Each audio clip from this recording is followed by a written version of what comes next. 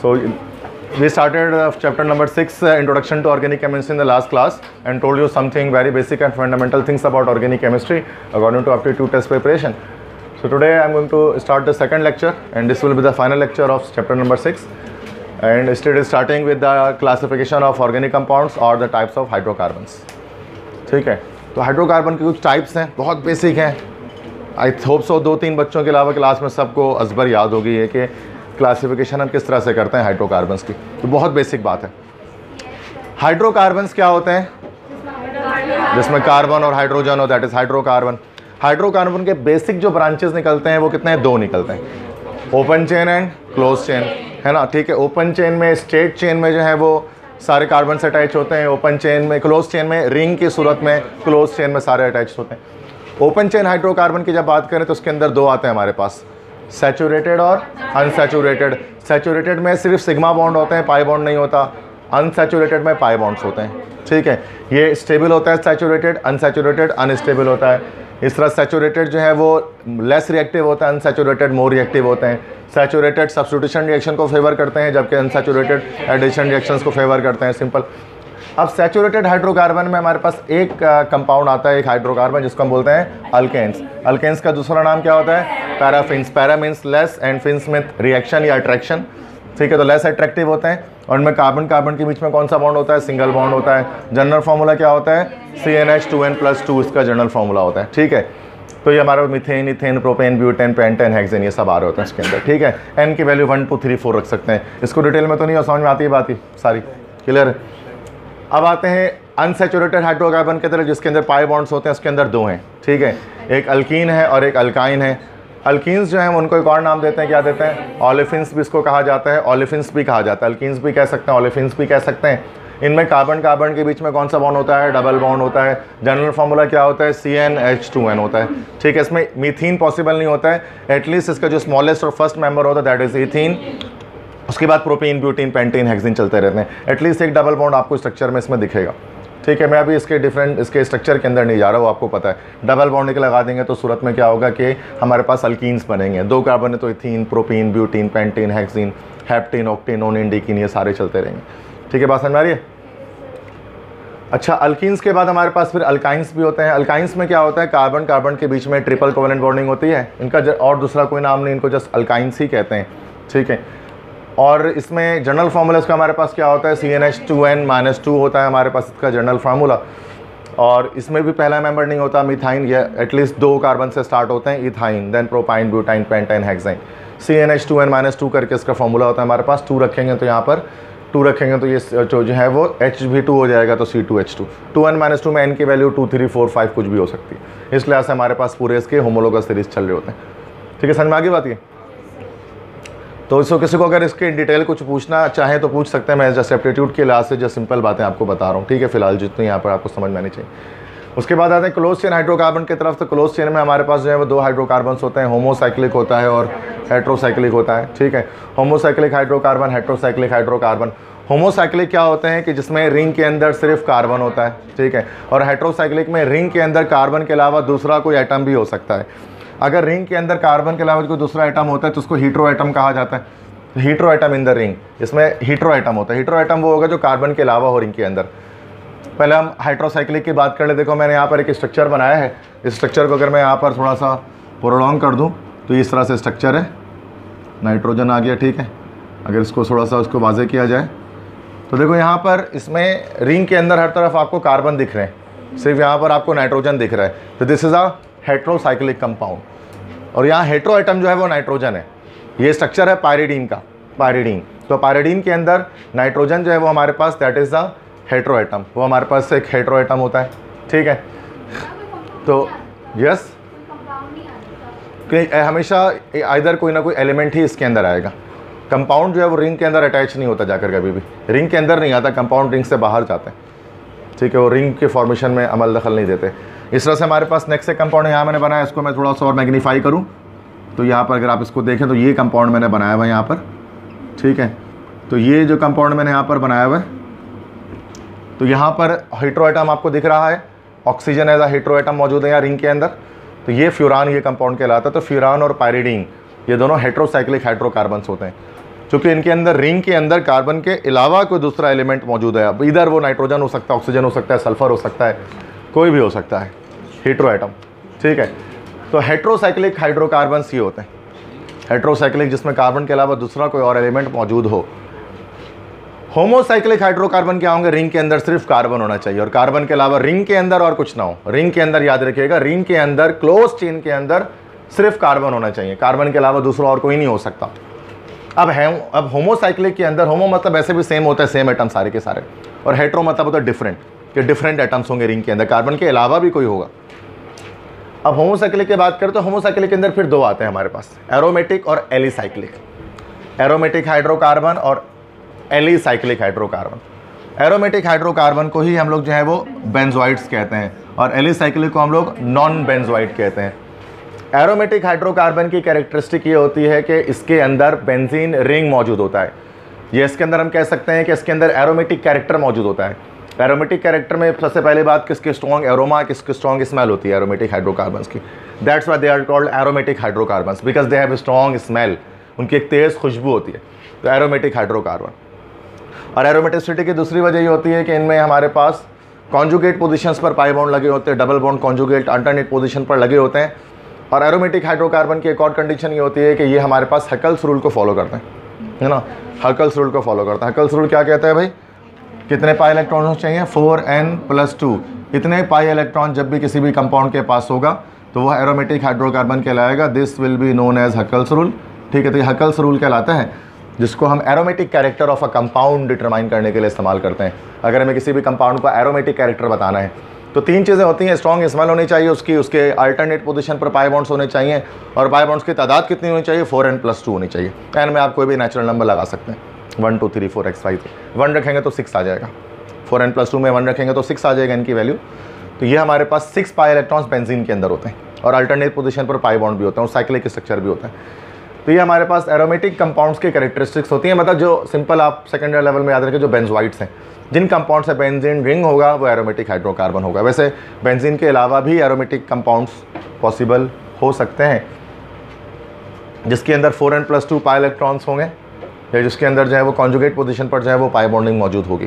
ठीक है, तो आगे हम उसको डिस्कस करेंगे। तो एरोमेटिक हाइड्रोकार्बन्स क्या होता है? बेंजोइड्स होते हैं, बेंजीन रिंग इसके अंदर होते हैं। जैसे बेंजीन खुद एक एरोमेटिक हाइड्रोकार्बन है, और अगर मैंने यहाँ पर बेंजीन रिंग के साथ अगर मैंने OH यहाँ पर लगा दिया, जिस OH लगा, तो फिनोलिक एरोमेटिक हाइड्रोकार्बन है। लेकिन फिनोल में तो हाइड्रो एटम मौजूद है, ऑक्सीजन, बस वो रिंग के अंदर नहीं, रिंग से बाहर है, रिंग से बाहर है। वो नाइट्रोबेंजीन भी हो सकता है, क्लोरोबेंजीन भी हो सकता है, फिनॉल भी हो सकता है, बेंजोइक एसिड भी हो सकता है। इन सब में कार्बन के अलावा एलिमेंट्स मौजूद होते हैं, बट वो रिंग के अंदर नहीं होते, वो रिंग के बाहर अटैच्ड होते हैं सब्स्टिट्यूशन के तौर पर। ठीक है, तो याद रखना है कि हेट्रोसाइक्लिक और उसमें होमोसाइक्लिक का मतलब है रिंग के अंदर सिर्फ कार्बन आपको मिलेंगे, रिंग के अंदर कार्बन के अलावा आपको कुछ नहीं मिलेगा। और हेट्रोसाइक्लिक में रिंग के अंदर ही आपको जो है वो कार्बन के अलावा दूसरा एलिमेंट आपको मिलेगा, जैसे नाइट्रोजन ऑक्सीजन मिल रहा है, पैरिडीन में नाइट्रोजन, फ्यूरान में ऑक्सीजन मिल रहा है आपको। ठीक है, वहाँ दो स्ट्रक्चर बनाए हुए मैंने।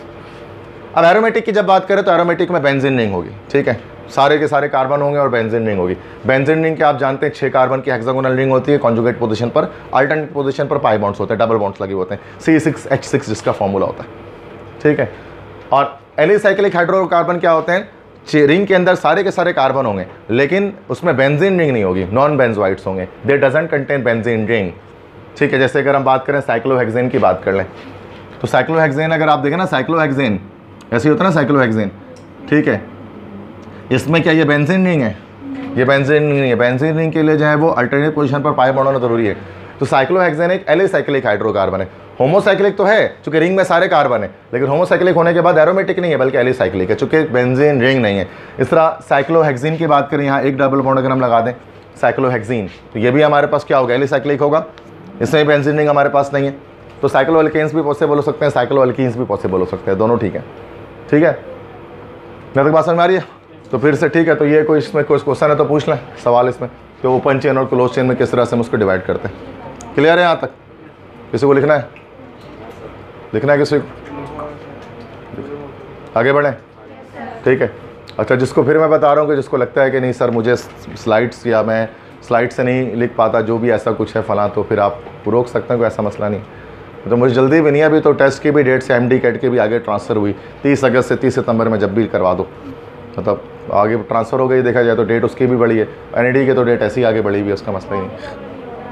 क्या फॉर्म्स के लिए मैंने कल एक वीडियो बनाकर शेयर कर दिए, ठीक है, तो वो मैंने आपके सामने अपने ही फॉर्म सबमिट किया है, अगरचे मैं नहीं देने वाला MBBS, लेकिन मैं अपना फॉर्म सबमिट किया है मैंने, ताकि चूँकि वो ऐसा था वेरिफिकेशन कोड आ गया था मेरे पास, वो मसला है कि नहीं आ रहा बच्चों के पास ये वो, तो वो PMC की तरफ से इशू है, जिसको आ जा रहा है दैट्स ओके, नहीं भी आ रहा अच्छा थोड़ा सा वेट कर भी सकते हैं, मैं ये कह रहा हूँ, क्योंकि अभी फीस जो इसके 6000 है ना, शायद उसकी रिडक्शन हो जाए, क्योंकि उसको काफ़ी ज़्यादा जो है वो शोर मच रहा है कि 6000 फीस बहुत ज़्यादा है PMDC ने जो रखी है, एक ऑनलाइन टेस्ट की फ़ीस बहुत ज़्यादा है इसके लिहाज से, तो क्या पता है कि इसकी फ़ीस रिड्यूस हो जाए, तो फिर थोड़ा 15 जुलाई तक का टाइम बहुत लंबा वक्त है, तो थोड़ा सा इंतज़ार 1-2 हफ्ता करें एटलीस्ट, ताकि फ़ीस वगैरह की थोड़ी बातचीत हो, 3000 तक भी अगर आए तो फिर हो जाए काम, ठीक है, क्योंकि गवर्नमेंट में चीज़ें वापस नहीं होती, पैसे ले गए तो बस चले गए, वापस का हिसाब नहीं कि रिफंड नहीं होंगे आपको, ऐसा नहीं कि बिजली के बिल 3000 कम होकर आ जाएगा, ऐसा कुछ नहीं है। और अगले साल करोगे तब कम होगा। क्या बिल्कुल हो सकते हैं रिंग में 2 पाई बॉन्ड, देखो ऐसे बता रहा हूँ, देखो जैसे ये बेंजीन, ये है हमारा साइक्लोहेक्सेन, अब रिंग में मैंने 1 पाई बॉन्ड ऐसा लगाया, 2 एक साथ नहीं हो सकते हैं, चूँकि बॉन्ड कंप्लीट नहीं होंगे फिर उस सूरत में ना, ऐसे हो सकते हैं, ठीक है, हो गया 2 पाई बॉन्ड। एक और तरह से भी लगा सकते हैं, जैसे एक हमने दोबारा से लगा दी, एक ऐसे लगा दी हमने और एक ऐसे लगा दी हमने, ठीक है, और एक हमने एक ऐसे लगा दी, हमने एक ऐसे लगा, नोमेनक्लेचर नहीं बता रहे अभी मैं इसके फिलहाल, नोमेनक्लेचर आप खुद कर सकते हैं 1 2 3 करके ऐसे करके, लेकिन मैंने सिखाया ही नहीं है तो मैं बिला वजह कंफ्यूज नहीं करूँगा किसी भी स्टूडेंट को। नोमेनक्लेचर में दोनों ही साइक्लो अल्कीन्स हैं, ये भी साइक्लो अल्कीन है, ये भी साइक्लो अल्कीन है, एक और टर्मिनोलॉजी उसकी याद रख लो आप, ठीक है, तो इसी से मैं बता रहा हूँ। देखो इसमें अल्टरनेट पोजीशन पर है, कॉन्जुगेट पोजीशन पर पाई बॉन्ड है, पाई बॉन्ड है नहीं है फिर है, तो इस तरह के अल्कीन्स को हम लोग बोलते हैं they are called conjugated alkenes, ये कॉन्जुगेटेड अल्कीन है। तो कॉन्जुगेटेड अल्कीन से मुराद क्या होता है कि इसमें हमारे पास अल्टरनेट पोजीशन पर जो है वो पाई बॉन्ड्स हैं, और यहाँ देखो अल्टरनेट नहीं है, एक पाई बॉन्ड है फिर नहीं है, उसके बाद नहीं है उसके बाद है, इसको हम लोग बोलते हैं आइसोलेटेड अल्कीन या आइसोलेटेड साइक्लो अल्कीन, इसको हम कह सकते हैं। ये अल्कीन्स में भी पॉसिबल है, यही सेम फिनोमिना अल्कीन्स में भी पॉसिबल है कि अगर आप 4 कार्बन ले लो तो एक यहाँ लगा दो, ठीक है, और अगर 1 2 4 ले लिया, अगर आपने यहाँ लगा दिया, ठीक है, इसमें तो पॉसिबल है, तो ये हमारे पास क्या लगेगा, दिस इज़ कॉल्ड कॉन्जुगेटेड। और अगर इस तरह से 4 ले लो और एक यहाँ लगा लो, दिस इज़ आइसोलेटेड, ठीक है। तो यहाँ अल्कीन्स की सूरत में देख लो, क्या चूँकि बिल्कुल सामने सामने, यहाँ पर इस समय पॉसिबिलिटी नहीं है कि 2 एक साथ आप लगा लें, अल्कीन में लगा सकते हैं 2 एक साथ डबल बॉन्ड, तो यहाँ रिंग बनानी होती है ना इसकी वजह से, तो ये हमारे पास कॉन्जुगेटेड है, कॉन्जुगेट पर लगा हुआ, ये आइसोलेटेड है। आगे मैं बताऊंगा स्टेबिलिटी वगैरह कि किसकी स्टेबिलिटी ज़्यादा है कॉन्जुगेटेड और आइसोलेटेड में, ये सब फेडरल बोर्ड का टॉपिक। अच्छा, होमोलोगस सीरीज की बात करते हैं। होमोलोगस सीरीज बड़ा सिंपल है, जल्दी जल्दी आगे बढ़ते हैं। होमो के मतलब होते हैं सेम, और लोगस के क्या मतलब होता है, ratio. Homologous series same ratio वाली series. The consecutive members of organic compounds differ with a constant ratio of CH2 और molecular mass 14 AMU forming a series of compound called homologous series. किसी भी ऑर्गेनिक कंपाउंड की जो पूरी series चलती है वो CH2 के डिफरेंस से चलती है, और उससे क्या होता है, एक सीरीज ऑफ कंपाउंड हमारे पास आता है जिसको होमोलोगस सीरीज कहते हैं, और हर कंसेक्यूटिव कंपाउंड में 14 AMU मॉलिक्यूलर मास का डिफरेंस होता है।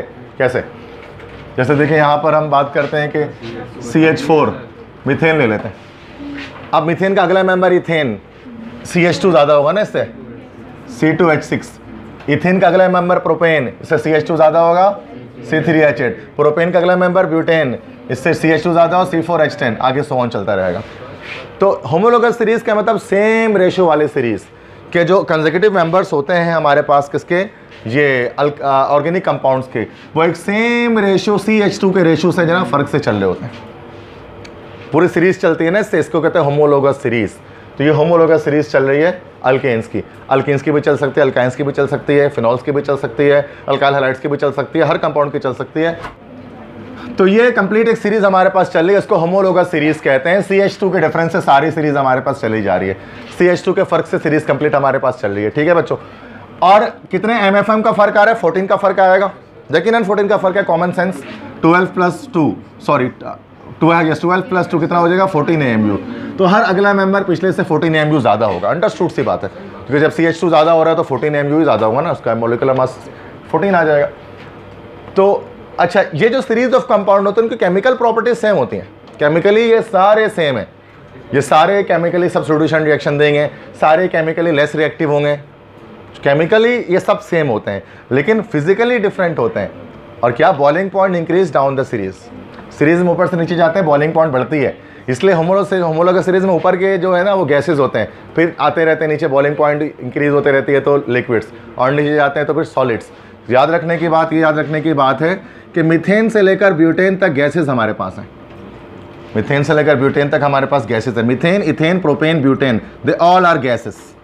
मीथेन तो आपको पता है सुई गैस, इथेन भी सुई गैस के अंदर ही होता है, प्रोपेन और ब्यूटेन, प्रोपेन गैस हमारे पास दैट इज एलपीजी ज़्यादातर उसके अंदर होता है, C4H10 ब्यूटेन लाइटर के अंदर होता है, ये सिगरेट लाइटर होता है उसके अंदर होता है। तो ये हमारे पास सारे गैसेज ही हैं। सिगरेट लाइटर में आप बोलोगे वो तो लिक्विड होता है, तो प्रेशराइज्ड होता है, वो लिक्विड इसलिए वो बन जाता है। तो मीथेन से ब्यूटेन तक गैसेज हैं।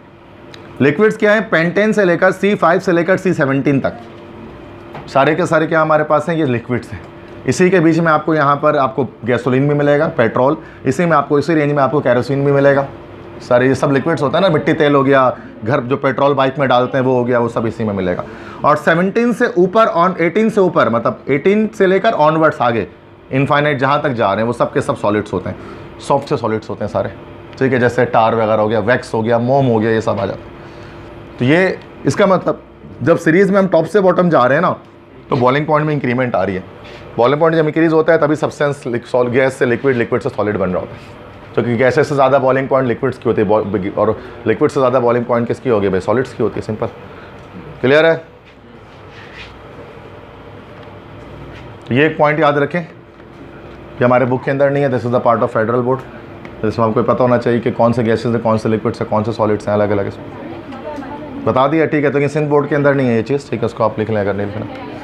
बुक में है, सिंध बोर्ड में है, वो मैंने समझाया तो आपको होगा क्लासरूम के अंदर। अच्छा, बुक में मुझे नहीं पता, रीड नहीं किया मैंने, आई डोंट से वो चेक कर लेंगे, ठीक है, लेकिन लिख लें, आता है इसलिए बोलूँ। ठीक है, आगे बढ़े।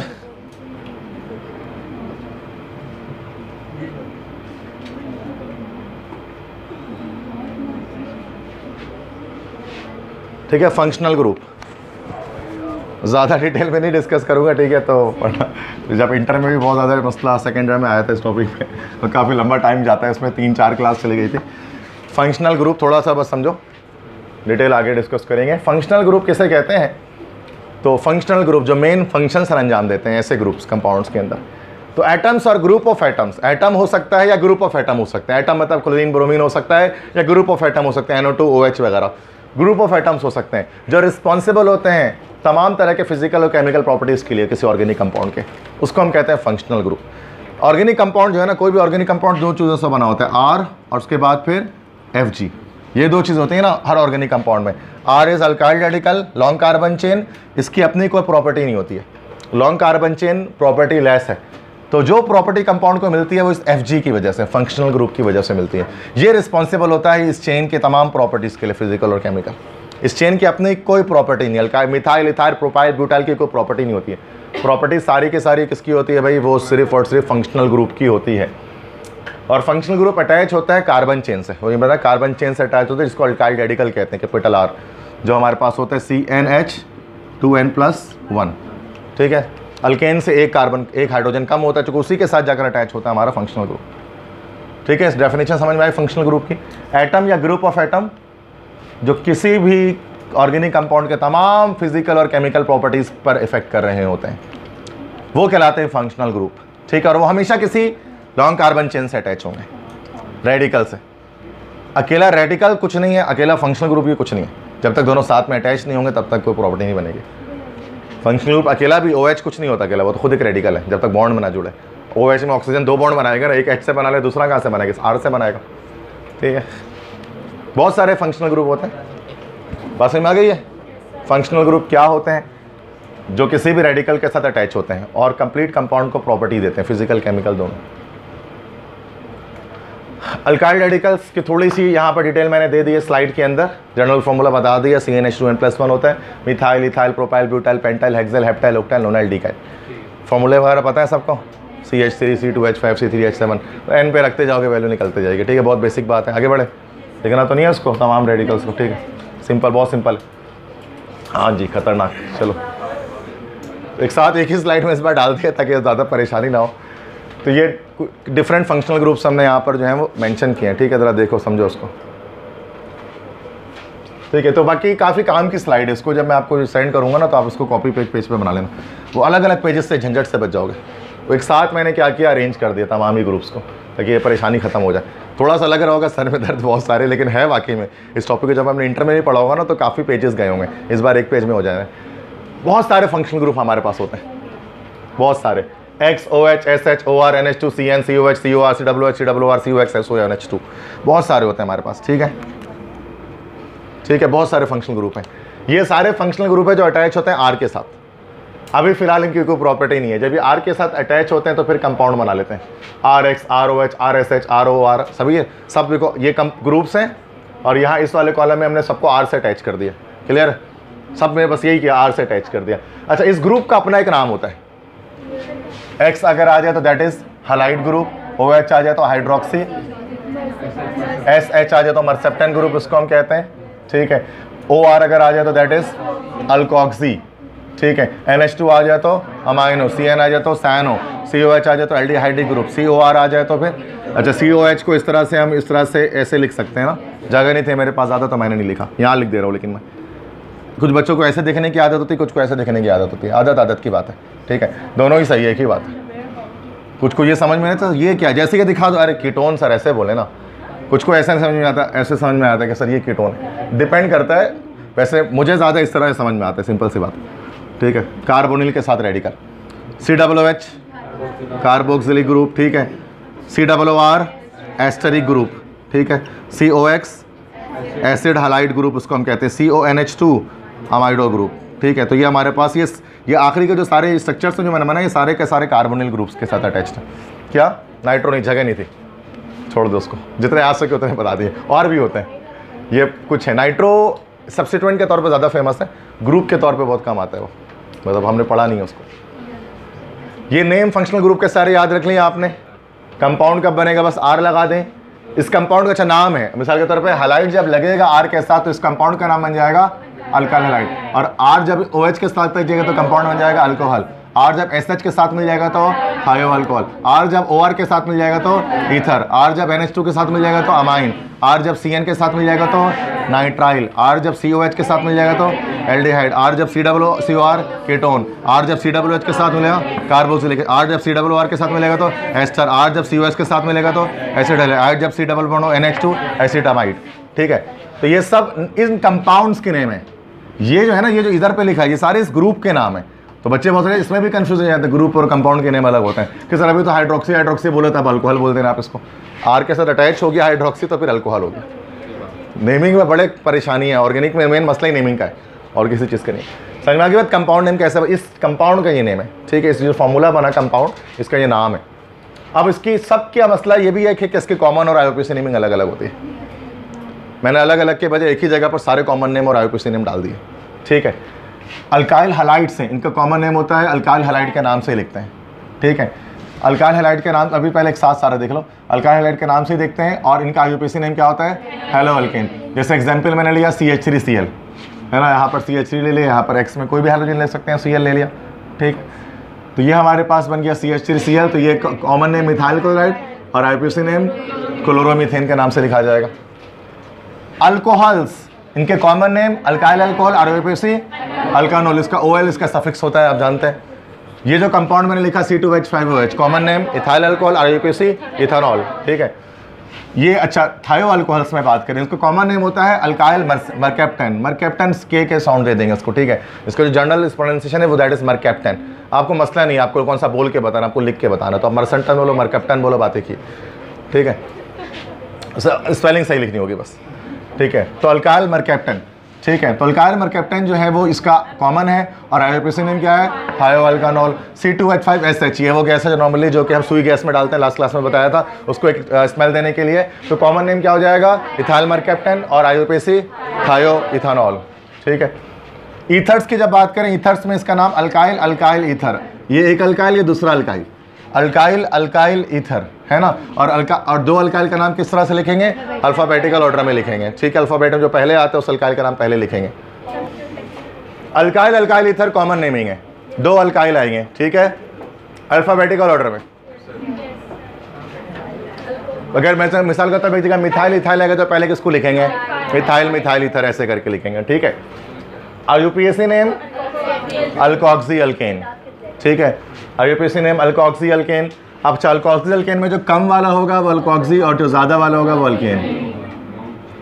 ये नेमिंग जो रूल ये IUPAC नोमेनक्लेचर में भी सिखा नहीं रहा आपको, ये मैं बता रहा हूँ। अगर सिंगल कंपाउंड आया ना तो फास्ट मैनर में कैसे नाम देना है, ये शॉर्टकट न्यूज़ में आपको बता रहा हूँ, वरना इसका पूरा एक आपको पता है डिटेल्ड भी होता है। जब ये ही OR जब किसी कंपाउंड के साथ अटैच हो जाएगा ना कि लॉन्ग कार्बन चेन के साथ कहीं पर और 6-7 और फंक्शनल ग्रुप अटैच होंगे तो थोड़ा सा फिर अलग कॉन्सेप्ट से चलते हैं। फिर हम अल्कोक्सी अल्केन नहीं देखते हैं, फिर हम उसको जैसे अल्कोक्सी सब्स्टिट्यूएंट मानकर बाकी चीज़ों को देखते हुए चलते हैं। वो एक अलग टॉपिक है IUPAC नोमेनक्लेचर का, है ना। अभी जस्ट मैं आपको शॉर्टकट बता रहा हूँ कि अगर पेपर में आ गया कि भाई C2H5 OC2H5 उसका IUPAC नेम दे, अब आप पूरा बैठ के IUPAC नोमेनक्लेचर नहीं सोचना बैठ के कि सब्स्टिट्यूएंट क्या है, मल्टीपल बॉन्ड क्या है, साइक्लो लगा है कि नहीं, फंक्शनल ग्रुप है कि नहीं, वर्ड रूट है कि नहीं, इस पे नहीं जाना है, बल्कि डायरेक्टली इस तरह से नाम दे देना, ठीक है। तो जो कम वाला अल्कोक्सी ज़्यादा वाला अल्केन, जैसे C2H5 OC2H5 सबसे फेमस है, ठीक है। तो उसको हम लोग जो है वो क्या कह सकते हैं, इथाइल इथाइल ईथर, मतलब डाई इथाइल ईथर कॉमन में, और IUPAC में इथॉक्सी इथेन, इथॉक्सी इथेन हो जाएगा, ठीक। NH2 ग्रुप हमारे पास होता है अमाइनो, ठीक है, और ये अमाइन हो जाता है कंपाउंड। इस कंपाउंड की नेमिंग करने के लिए common naming alkyl amine, alkyl amine, ठीक है, और IUPAC अमाइनो अल्केन। अब C2H5 NH2 ये क्या हो जाएगा, इथाइल अमाइन, और IUPAC अमाइनो इथेन, ठीक है। नेक्स्ट है CN, इस तरह से कंपाउंड होता है C ट्रिपल बॉन्ड N, ठीक है, साइनो ग्रुप, ये हमारे पास RCN बनता है, नाइट्राइल इस कंपाउंड को हम लोग कहते हैं, ठीक है। अब इसमें हमारे पास जो नेमिंग होते हैं इसके नेमिंग के डिफरेंट पैटर्न्स हैं, मैं अभी आपको सिंपलेस्ट पैटर्न आपको मैं सिखा रहा हूँ, ठीक। अल्काइल साइनाइड लिख दें कॉमन में, और अल्केन नाइट्राइल लिख लें आप इसको IUPAC में, ये सिंपल पैटर्न है, और अकॉर्डिंग टू फेडरल बोर्ड यही पैटर्न हमारे पास होता है, ठीक है।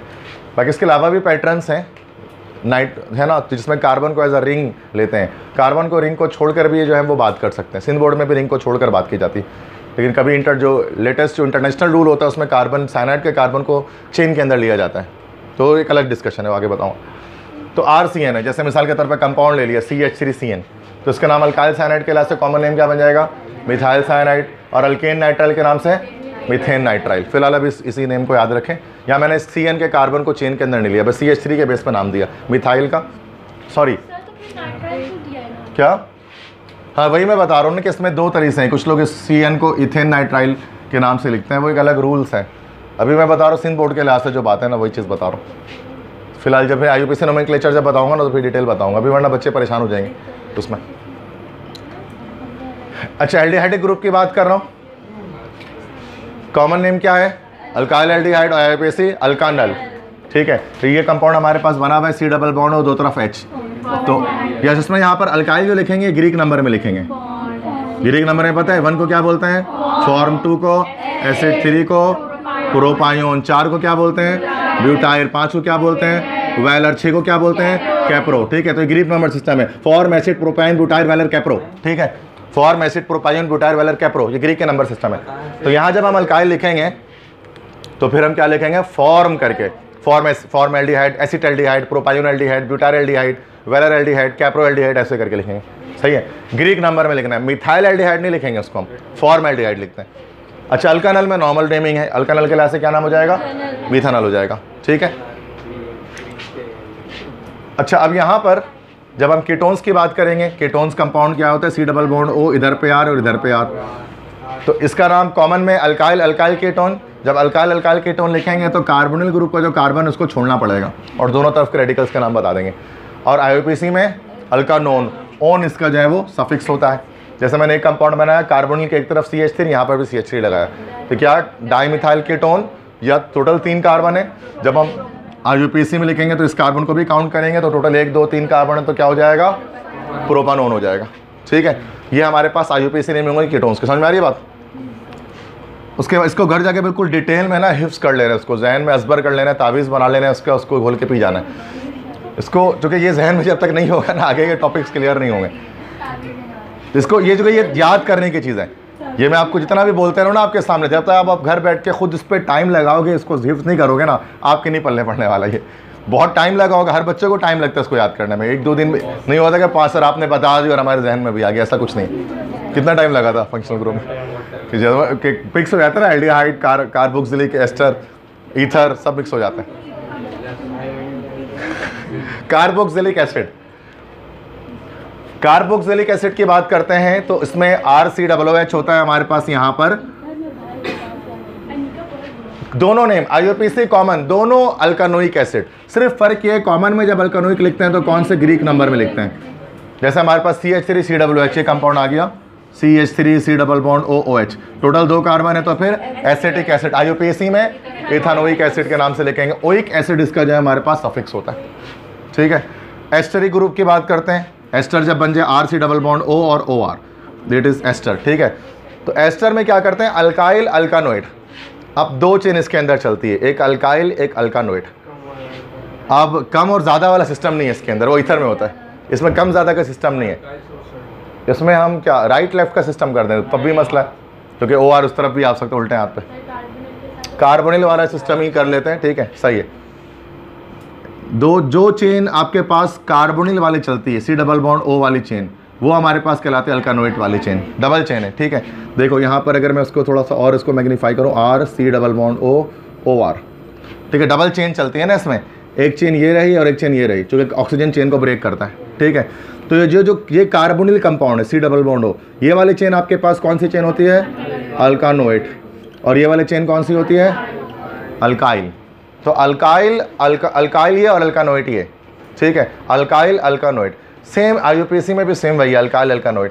सिर्फ ये कि जब हम कॉमन में इसको अल्कानोइड का चेन का नाम जब देंगे तो उसको ग्रीक में देंगे, ठीक है। स्ट्रक्चर ज़रा यहाँ पर मैं दिखाता हूँ, CH3C+O, ये ऊपर ये चीज़ बनी हुई है, थोड़ा लाइट है तो यहाँ देख लो, ओके। CH3C+O CH3, एक चेन ये रही, एक चेन ये रही। तो राइट साइड वाले जो चेन है जो विदाउट कार्बोनिल है,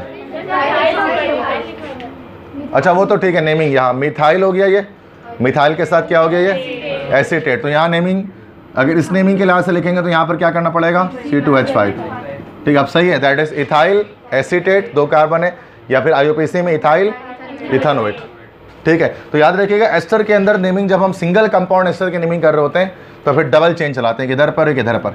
जो कार्बोनिल वाली चेन है वो अल्कानोइड है, और जो विदाउट कार्बोनिल चेन चलती है वो अल्काइल चलती है। तो अल्काइल अल्कानोइड के लास्ट से नाम देते हैं। कॉमन भी यही, IUPAC भी यही। फर्क सिर्फ ये कि जब कॉमन लिखते हैं अल्कानोइड चेन का नाम हम ग्रीक नंबर में लिखते हैं, फॉर्मेट, एसीटेट, प्रोपायोनेट, ब्यूटायरेट, वैलेरेट, कैप्रोएट, सही है। क्लियर, समझ आ रही है। अब ये तुम्हारी जिम्मेदारी, घोल के पीना तुम्हारा काम है, मेरा काम नहीं है, मेरा काम समझाना है। आप याद घर पे खुद करो उसको बैठ के। अच्छा नेक्स्ट है COX, दैट इज हमारे पास ये वाला ग्रुप जो है एसिड हलाइड ग्रुप उसको हम कहते हैं, ठीक है। अच्छा इसका कंपाउंड बनेगा RC+OX, ऐसे करके बनेगा ना, ये कंपाउंड बनेगा एसिड हलाइड। 1-2 जगह पर इसका तस्करा जो है मौजूद है आपके सेकेंड ईयर के अंदर, सिंध बोर्ड में भी, फेडरल में तो बहुत है। RCOX एसिड हलाइड है ये, ठीक है। अच्छा इसको जब हम नेमिंग करते हैं हलाइड का, तो इसमें हम ग्रीक हलाइड से मुराद अल्काइल हलाइड ही लिखते हैं, लेकिन अल्काइल जो चेन हो वो ग्रीक में लिख देते हैं, या डायरेक्ट मैंने ग्रीक ही लिख दिया। और IUPAC में नाम इसका अल्कानोइल हलाइड, ऑयल हलाइड इसका जो है वो सफिक्स होता है। जैसे मिसाल के तौर पे CH3C+O उसके बाद Cl, स्ट्रक्चर अगर मैं इसको ओपन करूं तो CH3C+O उसके बाद Cl, यही बना हुआ है ना ये। अब इसका नाम देखो, ग्रीक हलाइड मतलब 2 है ना, तो एसिटाइल इसको लिख देते हैं, एसिटाइल क्लोराइड। एसिटाइल हो गया और ये क्लोराइड हो गया। फॉर्माइल क्लोराइड भी हो सकता है अगर सिर्फ H होता। एसिटाइल क्लोराइड इसका, ये ज़्यादातर ये नाम बड़ा मशहूर है इसका, एसिटाइल क्लोराइड। इसको फ्रिडल क्राफ्ट एसाइलेशन में भी बेंजीन में इस्तेमाल करते हैं, एसिटाइल क्लोराइड। और अगर हम IUPAC कहेंगे तो अल्कानोइल हलाइड, मतलब 2 कार्बन है तो इथानोइल क्लोराइड। तो एसिटाइल क्लोराइड इसका जो है वो कौन सा है आपका, कॉमन है, और इथानोइल क्लोराइड इसका IUPAC है। अब अगर यहीं पर अगर सिर्फ H होता तो फॉर्माइल क्लोराइड इसका हो जाता आपका कॉमन, और मिथानोइल क्लोराइड हो जाता आपका इसका IUPAC, ठीक है भाई। तो ये हमारे पास इतना नेम आते नहीं है इसकी नेमिंग, बट जब सभी ग्रुप कर रहे हैं तो उसके साथ क्या हमें दुश्मनी है इसको भी हम देख लेते हैं, ठीक है। वरना ऊपर वाले ज़्यादा मशहूर थे और ज़्यादा वही आपने सुना होगा, नीचे इतने फेमस नहीं है। अच्छा NH2 MD-CAT के लिहाज से बहुत फेमस था, जो कि उसमें तो कुछ भी आया था। CONH2, ठीक है।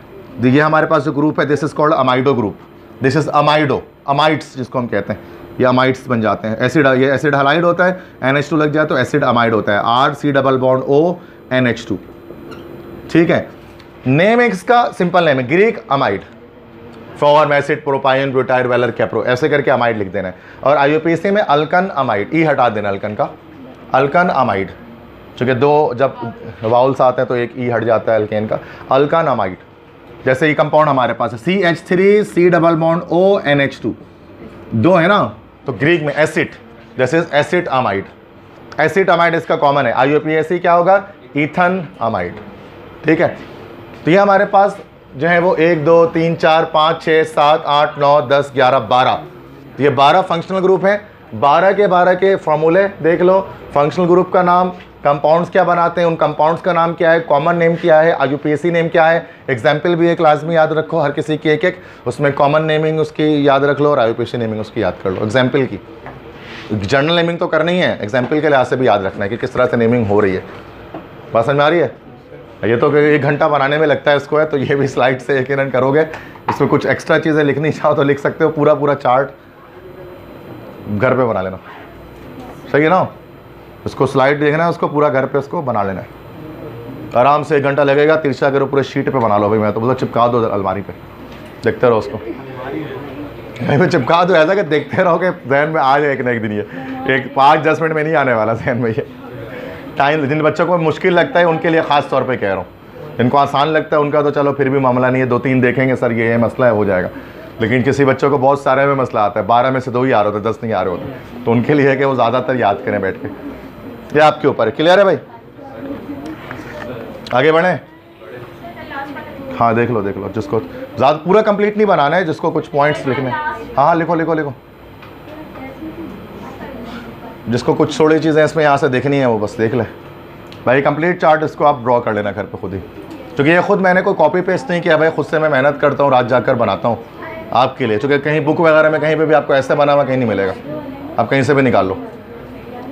इतना सारे बड़े बड़े चार्ट कहाँ बने होते हैं, और बुक में डाल दिया जाए तो आसान हो जाए, बट डालते नहीं, तो ईजी हो जाए ना बच्चे के लिए। वो अलग अलग करके चार्ट बना हुआ भी ऐसा है कि हमारे काम का नहीं है बुक वाला, बुक में ही बनी हुई है लेकिन बहुत सारे ग्रुप्स नहीं है उसके अंदर, और नेम का पैटर्न भी उसमें ना वो समझ में नहीं आता, बुक के हिसाब से देखोगे तो परेशानी उसमें होती है ज़्यादा। तो इसी तरह से याद रखना है। तो मैं जब लेक्चर्स तैयार करता हूँ मैं 3 बुक सामने रखता हूँ, फेडरल रखता हूँ, पंजाब बोर्ड रखता हूँ, सिंध बोर्ड रखता हूँ, और कभी कभार रेड स्पॉट ओ लेवल्स के जो है वो सामने रखता हूँ। उनको देख कर मैं लेक्चर तैयार करता हूँ। लाजमी 4 किताबें मेरे सामने होती हैं तब मैं लेक्चर तैयार करता हूँ। सिर्फ सिंध बोर्ड को एप्टीट्यूड में मैं फॉलो नहीं करता हूँ, ताकि कोई चीज़ ऐसी रह ना जाए जिसको आपको पता ना लगे। तो वो आप जाके भी देखोगे तो आपको तमाम चीज़ें उसके अंदर से मिलेंगी जो मैं बता रहा हूँ यहाँ पे। तो 4 बुक के मैं आपकी परेशानी दूर कर रहा हूँ। आप वो 4 किताब लेकर अपने सामने नहीं बैठ सकते कि Punjab board, federal board, red spot, Sindh board. मैं बोलता सिंध बोर्ड पे पढ़ लो तो आप बहुत बड़ी बात है यार, से उसी को हाईलाइट कर लो, बहुत बड़ी बात है। वो अच्छा वो भी नहीं कर रहा होता, चूँकि वो भी कर लो तो बहुत बड़ी बात है। बाकी बोर्ड का मैं कर रहा हूँ यहाँ पर, तो मुझसे लेक्चर देखते रहो सिर्फ, ठीक है। रेड स्पॉट तो दिमाग से ऊपर निकलेगा। हो गया भाई? ठीक है, लास्ट टॉपिक पे आ रहे चैप्टर के, and that is the most important topic. देखते हैं चैप्टर 6 की जान जो टॉपिक है दैट इज़ आइसोमेरिज्म। और आइसोमेरिज्म में बड़े मसाइल भाई, चूँकि एप्टीट्यूड लेवल के अंदर आपके पास इस बार फिर से जो देखा मैंने कि जो सिलेबस PMC का लॉन्च थे उसमें आइसोमेरिज्म है। लास्ट ईयर भी आइसोमेरिज्म आया, तो यही वो टॉपिक था जब सबसे ज़्यादा शोर मचा केमिस्ट्री के अंदर लास्ट ईयर MD कैट में। क्योंकि वजह ये हुआ कि आइसोमेरिज्म से जो है ना वो ज्योमेट्रिकल आइसोमेरिज्म का टॉपिक पूछ लिया गया, जो एक सवाल था उसमें। तो जो ज्योमेट्रिकल आइसोमेरिज्म की कोई डिस्कशन हमारे पास नहीं है, हमारी सिंध बोर्ड के अंदर एक लफ्ज़ भी उसका नहीं है। इस वजह से बड़ा मसला आया कि सर ये क्या चक्कर है, कि मतलब एहतजाज हुए, ये हुआ कि ऐसा सवाल पूछा ही क्यों गया। इसके लिए आइसोमेरिज्म हम कंप्लीट उसको डिस्कस करेंगे तो थोड़ा सा ये लॉन्ग डिटेल होगा, ठीक है। ज़रा समझना आइसोमेरिज्म कहते हैं किसे। आइसो के मतलब होते हैं इक्वल, और मर्स के मतलब होते हैं पार्ट। अच्छा, आप बोलोगे सर हमेशा मैं MD कैट बोल रहा होता हूँ कैट, क्योंकि कैट में कोई सवाल ऐसा आता ही नहीं है कि मैं उसके बारे में बोलूँ कि बेटा ऐसा सवाल आ गया तो ऐसा हो। उसके कैट के जो क्वेश्चंस होते हैं ना वो ईजी टू मॉडरेट, ये जो उसका लेवल हम जो निकालते हैं ना, एप्टीट्यूड के हम लेवल्स निकालते हैं हर क्लास के। NED के अंदर जो कैट होता है ना उसके जो लेवल है, लेवल ऑफ आस्किंग क्वेश्चन है, सबसे आसान होता है तमाम टेस्ट पेपर्स में। ईजी टू मॉडरेट इसको हम कहते हैं। आसान से लेकर दरमियाने लेवल के क्वेश्चन होते हैं बस, ठीक है। तो इसलिए उस पर ज़्यादा डिस्कशन नहीं करता मैं कि भाई फलां सवाल एप्टीट्यूड। जब मैं पास पेपर भी सॉल्व करा रहा होता हूँ तो मैं नॉर्मली MD कैट के करा रहा होता हूँ, E कैट के नहीं कराता, क्योंकि E कैट में सिंपल है ना कि द आइटम्स और group of atom which are attach to a radical is called dash functional group. Methane is also known as dash marsh gas. यही होता है और क्या होता है। आप पास पेपर उठा लो, ठीक है, आप पास पेपर उठा लो, मैं शेयर कर दूंगा ग्रुप पे, आप चेक कर लेना, ठीक है। तो इस वजह से मैं इसलिए तो कहता हूँ जो बच्चा इंटर में ढंग से पढ़ लेना NED उसका क्लियर है, ठीक है। लेकिन अभी मसला है कि 50% चूँकि मार्क्स ऐड हो रहे हैं ना, इस वजह से बच्चे एप्टीट्यूड की तरफ ज़्यादा आ रहे हैं। NED वालों को मतलब ज़रूरत नहीं पड़ती है कि वो आकर एप्टीट्यूड ज्वाइन करें। जब पहले सिर्फ टेस्ट होता, टेस्ट सिर्फ खानापुरी होती थी ना, तो कोई E कैट के लिए बच्चे नहीं आते थे, चूँकि वो सिर्फ खानापुरी होती थी। और लेकिन अब ये है कि चूँकि परसेंटेज 50% ऐड हो रहा है तो बच्चे चाहे मैक्सिमम से मैक्सिमम कर लें, वरना पास करना NED का टेस्ट कोई बड़ी बात नहीं है। जो A ग्रेड जिसके 70% भी हो ना इंटर में, 70 भी जो बनाया हो, लोएस्ट A, वो भी आराम से NED का टेस्ट बिना तैयारी के पास कर सकता है, सिर्फ पास कर सकता है। पास से मुराद जो 50% मार्क्स है। लेकिन हाईएस्ट अचीव करने के लिए फिर आप सोचते हैं कि नहीं चलें, क्योंकि जितने ज़्यादा अच्छे नंबर टेस्ट में होंगे आप सॉफ्टवेयर इंजीनियरिंग और ये सब गेट कर सकेंगे, समझ। इसलिए MD कैट के बारे में ज़्यादा कहते हैं कि लेवल ऑफ क्वेश्चंस डिफरेंट होते हैं। जैसे कभी भी जो स्टीरियो आइसोमर्स के बारे में सवाल NED में नहीं हुआ, सारे स्ट्रक्चरल होते हैं, स्टीरियो का कोई सवाल नहीं है, लेकिन MD कैट में हर साल स्टीरियो के सवाल आ रहे होते हैं, ठीक है। तो आइसोमेरिज्म क्या होता है? आइसो मतलब इक्वल और मर के मतलब होता है पार्ट्स।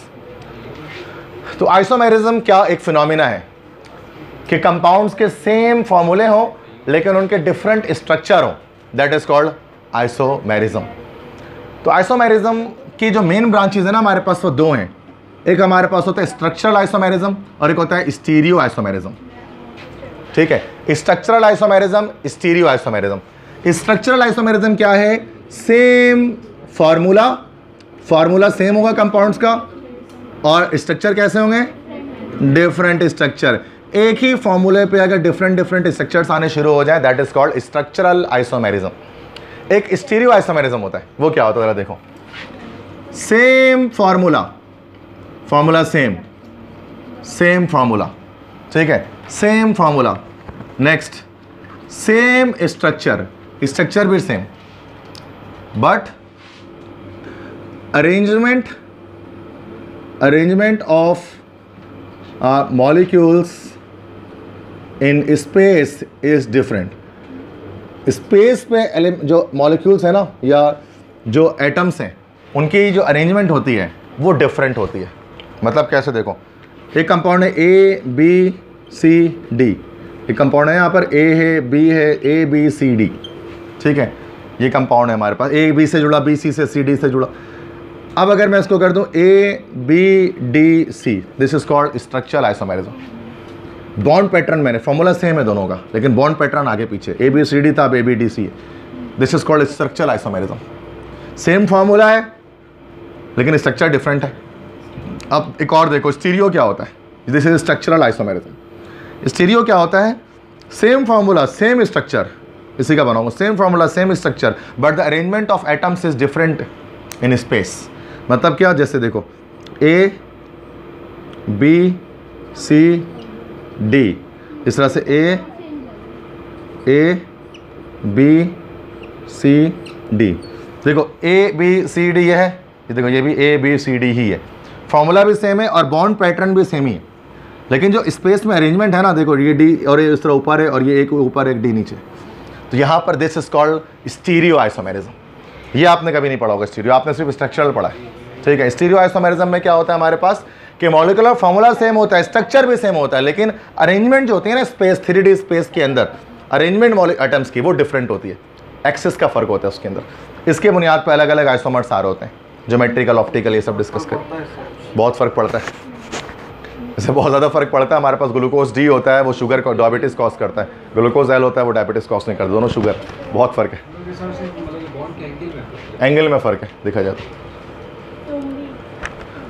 तो। आइसोमर्स दो पार्ट्स के हैं, स्ट्रक्चरल हैं और स्टीरियो हैं। स्ट्रक्चरल आप सेकेंड ईयर में पढ़ते हैं सिंध बोर्ड में। स्ट्रक्चरल आइसोमर्स के अंदर फिर हमारे पास 5 टाइप्स हैं, मतलब 4 टाइप आप पढ़ते हो, 5वां मैं और ऐड कर रहा हूँ फेडरल बोर्ड के लिहाज से। चेन आइसोमेरिज्म एक होता है first, position isomerism, functional group isomerism, metamerism, tautomerism. तो टॉटोमेरिज्म एक एक्स्ट्रा ऐड किया है मैंने, वो मैं बता दूंगा अभी टॉटोमेरिज्म क्या होता है। स्टीरियो आइसोमर्स की बात करें, स्टीरियो आइसोमर्स के अंदर दो आते हैं फिर, ऑप्टिकल आइसोमेरिज्म और ज्योमेट्रिकल आइसोमेरिज्म।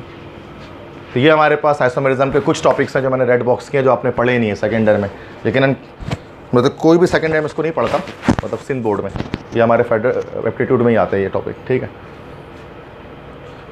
तो ये आइसोमर्स क्या होता है भाई, एक ऐसा फिनोमेना है जिसमें सेम फार्मूला और स्ट्रक्चर्स डिफरेंट हो या फिर एटम्स के अरेंजमेंट स्पेस में डिफरेंट हो। अब वो अगर सिर्फ स्ट्रक्चर ही डिफरेंट हो गया पूरा पूरा तो स्ट्रक्चरल है, और अरेंजमेंट डिफरेंट हो गया तो that is stereo isomers. Structural में हमारे पास 5 टाइप्स हैं, chain, position, functional group, metamerism और टॉटोमेरिज्म।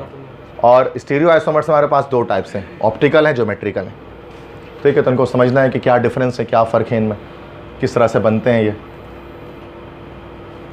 ठीक है। तो आज की क्लास इसी में, बाकी नेक्स्ट क्लास जब हम कल की क्लास करेंगे ना तो उसमें एमसीक्यूज़ के सॉल्यूशन प्रैक्टिस क्लास वगैरह चैप्टर 6 की करेंगे। इतना कुछ पढ़ा है उसके एमसीक्यूज़ भी तो सॉल्व करें कि आया भी कि नहीं आया। अगर एमसीक्यू सॉल्व करना आगे आपको अगर उसको मतलब ये टॉपिक क्लियर है, ठीक है।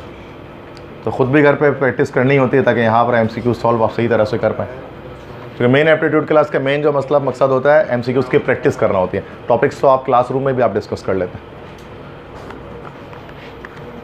और कॉन्सेप्चुअली सिर्फ पढ़ें चीज़ों को, रट्टा बेस्ड स्टडी बिल्कुल ना करें, एप्टीट्यूड के अंदर कोई काम नहीं आएगी वो। मैं तो सेकेंड ईयर में बोलता हूँ भाई कॉन्सेप्चुअली पढ़ो, उसमें भी रट्टा वट्टा नहीं मारो भाई, इंटर तो लोग मार भी नहीं सकते रट्टा वट्टा।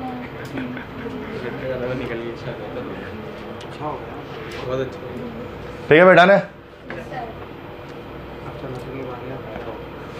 सही बात है, हाँ मेरी बात है।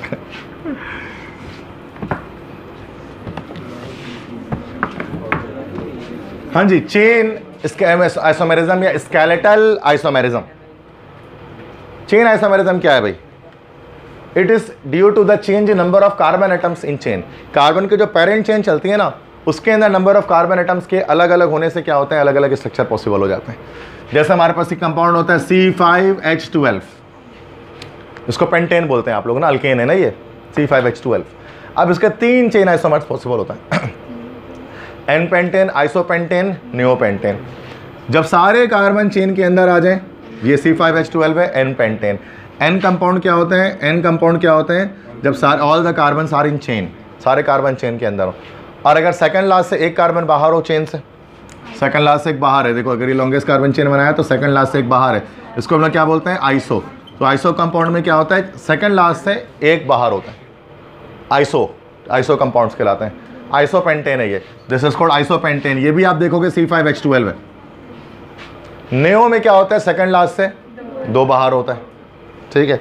अल्केन्स की मैं बात कर रहा हूँ, सेकंड लास्ट से 2 बाहर होते हैं, तो जैसे ये लॉन्गेस्ट कार्बन चेन आप ड्रॉ करो तो उससे 2 बाहर हैं, दिस इज नेओ।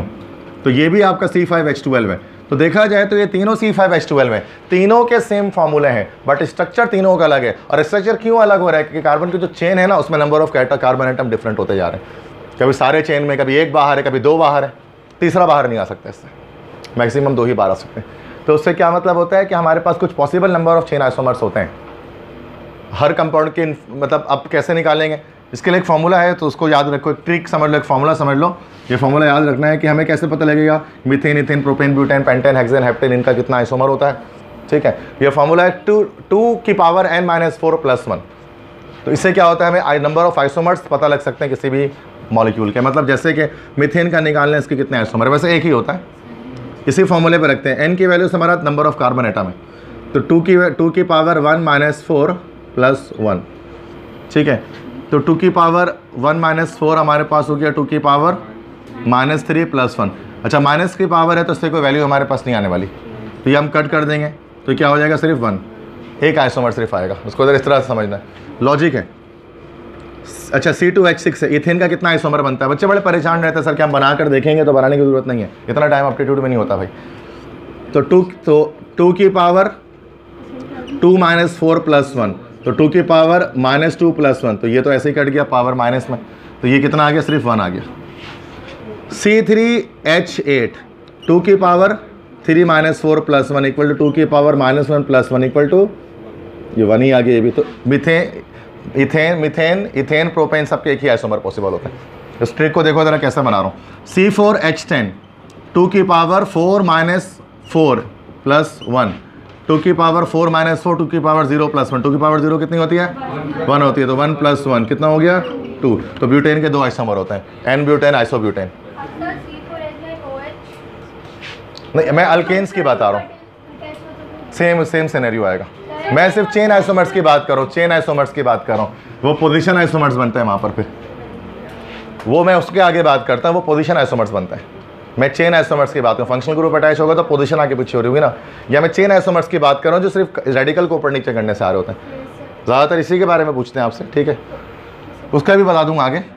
C5H12 ये हो जाएगा 2 की पावर 5 माइनस 4 प्लस 1, मतलब 2 की पावर 1 प्लस 1 कितना हो जाएगा ये 3। तो 3 होते हैं, ऊपर 3 बने हुए। C6H14 मतलब 2 की पावर 6 माइनस 4 प्लस 1 कितना हो गया 2 की पावर 2 प्लस 1 4 प्लस 1 कितना आइसोमर पॉसिबल होंगे 5। तो आप बनाओगे तो 5 आइसोमर बनेंगे हेक्सेन के। समझ गए? ये फॉर्मूला याद रखो कि फ़ौरन से कभी एप्टीट्यूड में पूछे कि भाई बताएं हेक्सेन के कितने आइसोमर्स होते हैं, तो आप ये फॉर्मूला लगा कर चेक करो। इससे क्या होगा, बनाना नहीं पड़ेगा आपको, वरना वो बड़ा मुश्किल है हर बच्चे की रुकने की इतनी मजबूत होते भी नहीं है कि वो चेन बना ले बार बार, क्योंकि वो एक ही चेन को 2 बार बना ले तो उसको पता ही नहीं लगता कि यार एक ही चेन बन रही है वो। तो इसमें बड़ा मसला भी है ना, लॉन्गेस्ट चेन देखना पड़ता है, एल शेप तो नहीं जा रही, कि स्ट्रेट तो नहीं जा रही, ये मामले थे, ठीक है। तो ये चेन आइसोमरिज्म है कि डिफरेंट चेन आइसोमर्स अल्केन के पॉसिबल हो सकते हैं। और कैसे बनेंगे, चेन के अंदर नंबर ऑफ कार्बन एटम तब्दील होते रहेंगे, कम ज़्यादा होते रहेंगे।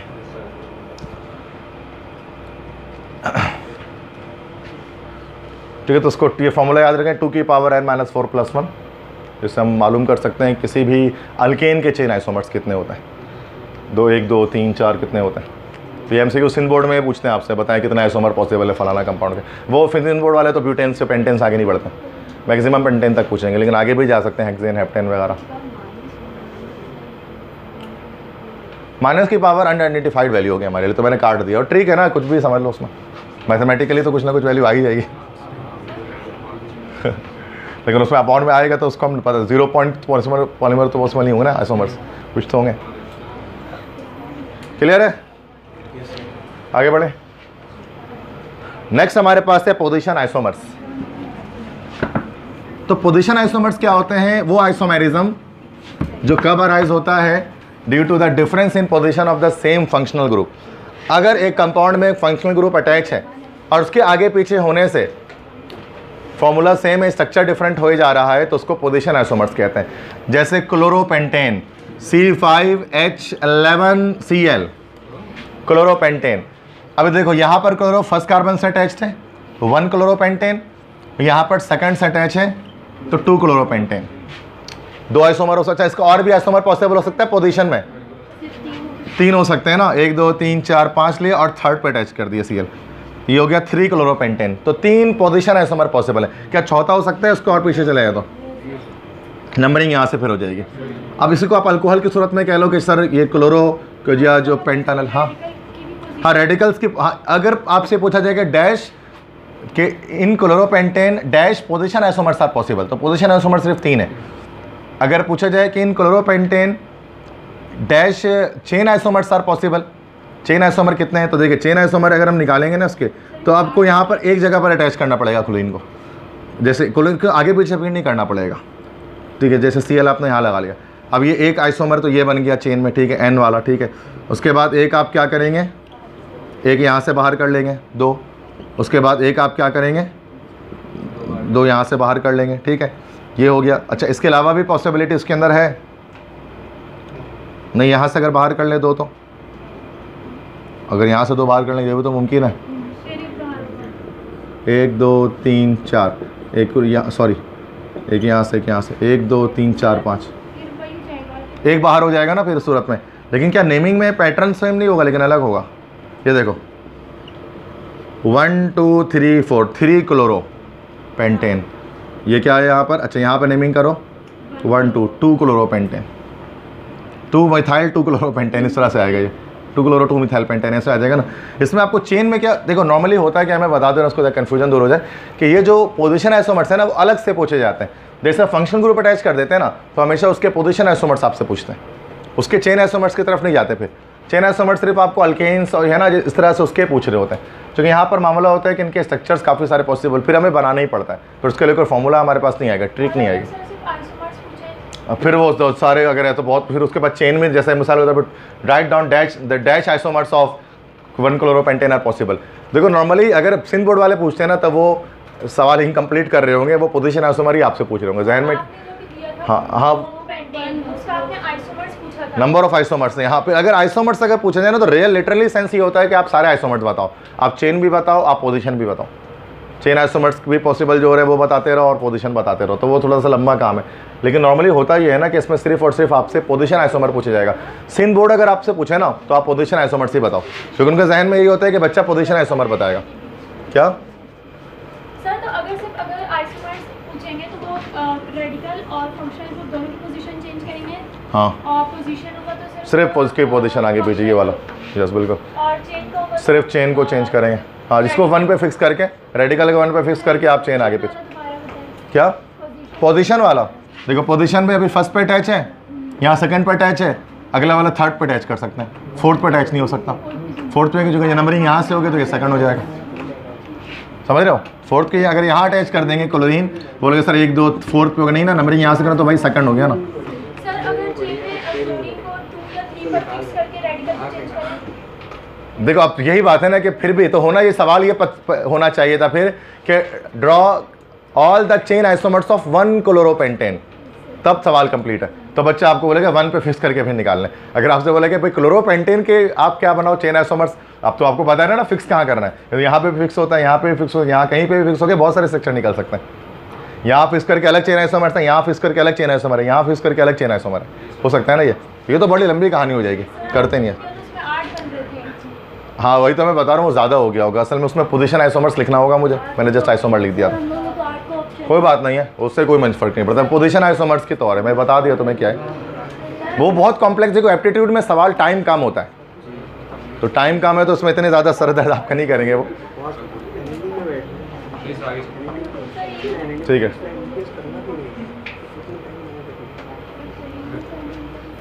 इंजीनियरिंग के लड़के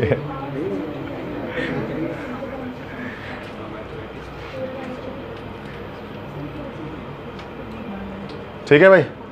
बाकी एमसीक्यूज आगे कराऊंगा ना नेक्स्ट क्लास में, कल तो कल मैं उसके बारे में डिटेल जो ऐसे एमसीक्यूज आएंगे फिर मैं डिस्कस करूँगा कैसे निकालने क्या कर रहे हैं। पास पेपर के भी डालूंगा सारे एमसीक्यूज उसके अंदर, एनईडी के डाउ के सबके, ताकि हम चेक करेंगे आते हैं कौन से एमसीक्यूज सवाल आते हैं, तो फिर ज़्यादा कॉन्फिडेंस आएगा। ठीक आगे बढ़ते हैं। Functional group isomerism. Functional group isomerism हम किसमें कहेंगे भाई कि जब आप का फॉर्मूला सेम रहे, स्ट्रक्चर अलग हो जाए। क्यों स्ट्रक्चर अलग हो रहा हो? चूंकि आप फंक्शनल ग्रुप चेंज कर दे रहे हो कंपाउंड का। अगर कंप्लीट फंक्शनल ग्रुप ही कंपाउंड का चेंज कर दिया जाए तो फंक्शनल ग्रुप आइसोमेरिज्म। जैसे C2H6O ये हमारे पास कंपाउंड है। अब इस C2H6O एक इस फॉर्मूले पर, इस मॉलिकुलर फॉर्मूले पर 2 कंपाउंड पॉसिबल हो सकते हैं। जैसे आप जानते हैं अल्कोहल्स और इस तरह से जो हमारे पास ये ईथर्स होते हैं, एक दूसरे के आइसोमर्स होते हैं, फंक्शनल ग्रुप आइसोमर्स हैं। और डाइमिथाइल ईथर भी बन सकता है C2H6O से। तो ये दो, अब यहाँ देखो फ़र्क क्या है, फॉर्मूला सेम है, स्ट्रक्चर अलग हो रहा है। स्ट्रक्चर क्यों अलग हो रहा है? क्योंकि एक जगह पर आपने हाइड्रोक्सी OH ग्रुप लगाया हुआ है और एक जगह पर आपने ईथर ग्रुप लगाया हुआ है, OR लगाया हुआ है। तो इसको हम कहते हैं फंक्शनल ग्रुप आइसोमेरिज्म। जब फॉर्मूला सेम हो, स्ट्रक्चर अलग हो रहा है। क्यों अलग हो रहा है? क्योंकि आप फंक्शनल ग्रुप चेंज कर रहे हैं। सेम यही फंक्शनल ग्रुप आइसोमेर आपको एल्डिहाइड और कीटोन में दिख सकता है ना भाई। CH3 carbon double bond oxygen CH3, this is propanone. C2H5 C double bond OH, same formula है। C3H6 और O, C3H6 तो दोनों है, लेकिन ये एसिड आपका कीटोन है और ये आपका एल्डिहाइड है। This is propanone, this is propanone और प्रोपेनल। ठीक है, तो फंक्शनल ग्रुप आइसोमर्स एल्डिहाइड और कीटोन भी होते हैं और अल्कोहल और ईथर भी फंक्शनल ग्रुप आइसोमर्स होते हैं। अच्छा, साइक्लोअल्कीन्स और अल्केन्स भी आइसोमर्स होते हैं। अल्केन्स और साइक्लोअल्कीन्स भी तो आइसोमर्स होते हैं ना भाई। जैसे प्रोपेन साइक्लोब्यूटेन हो गया और ब्यूटेन हो गया, आइसोमर्स होते हैं। साइक्लोब्यूटेन आपका साइक्लोब्यूटेन हो गया और C4H8 ब्यूटीन हो गया, ये भी आइसोमर्स होते हैं। C4H8 ये भी होता है, C4H8 ये भी होता है। यहाँ पर फिर सिर्फ क्या होता है कि ये आपके चेन आइसोमर्स होते हैं, ठीक है, चेन में फ़र्क आ रहा है। फंक्शनल ग्रुप आइसोमर्स नहीं है ये, क्योंकि जो फार्मूला साइक्लोअल्केन्स का होता है वही अल्कीन्स का होता है, CnH2n, जनरल फार्मूला सेम निकलता है। ठीक है, तो फंक्शनल ग्रुप आइसोमर्स क्या होता है? फार्मूला सेम रहेगा, स्ट्रक्चर अलग हो जाएगा। क्यों अलग हो रहा है? बिकॉज आपने फंक्शनल ग्रुप को डिफरेंट अटैच किया है। क्लियर है? अभी बात। फोर्थ आपके पास होता है मेटामेरिज्म, मेटामर्स। मेटामेरिज्म का फिनोमिना आपके पास जो है ना वो आता है due to unequal distribution of carbon atoms on each side of functional group. Functional group के दोनों तरफ आपने अनइक्वल या डिफरेंट नंबर ऑफ रेडिकल्स आपने अटैच कर दिए।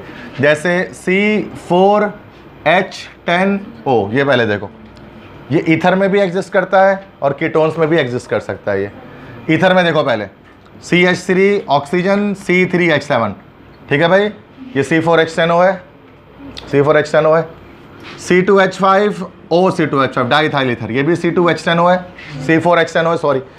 दोनों के फॉर्मूले सेम है, स्ट्रक्चर अलग है। क्यों?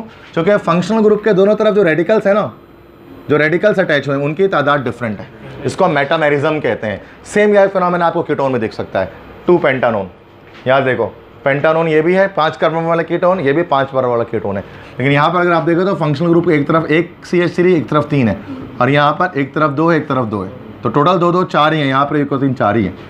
तो ये हमारे पास मेटामेरिज्म कहलाते हैं कि फंक्शनल ग्रुप के दोनों तरफ जो रेडिकल्स अटैच हुए हैं ना उनकी अनइक्वल डिस्ट्रीब्यूशन है। अनइक्वल से हमारा डिफरेंट डिस्ट्रीब्यूशन हुई। ये ईथर्स के अंदर भी एग्जिस्ट करता है और उसके अलावा ये कीटोन्स के अंदर भी एग्जिस्ट करता है। एल्डिहाइड्स में आपको ये नहीं मिलेगा, क्योंकि एल्डिहाइड्स में एक तरफ हाइड्रोजन लाजमी होता है, वहाँ से आप एक तरफ से तो बढ़ा ही नहीं सकते कि दूसरी तरफ से बढ़ा सकते हैं। क्या एस्टर के अंदर एग्जिस्ट कर सकता है दोनों तरफ से, ठीक है, चूँकि वहाँ पर एक तरफ CH3 C2H5 चेंज कर सकते हैं। तो एस्टर के अंदर भी एग्जिस्ट कर सकता है, ईथर के अंदर भी कर सकता है, कीटोन के अंदर भी कर सकता है। मेटामर्स, तो मेटामेरिज्म क्या होता है कि फंक्शनल ग्रुप के दोनों तरफ जो कार्बन एटम्स हैं, कहाँ, यही तो है फंक्शनल ग्रुप, दिस इज, हाँ नहीं, ईथर और कीटोन्स हर वो, अच्छा इसको हाँ, इसमें ये चीज़ है कि ईथर्स तो करते ही हैं, ईथर के अलावा भी ऐसे फंक्शनल ग्रुप जिनके दो तरफ रेडिकल्स की अटैचमेंट होती है वो कर रहे होते हैं। जैसे अभी बताया ना कि एस्टर हो गया, उसमें कीटोन्स है, वो भी कर रहे होते हैं। मेटामेरिज्म सिर्फ ईथर्स नहीं करते हैं। सिंध बोर्ड हमारा कहता है कि ईथर सिर्फ करते हैं।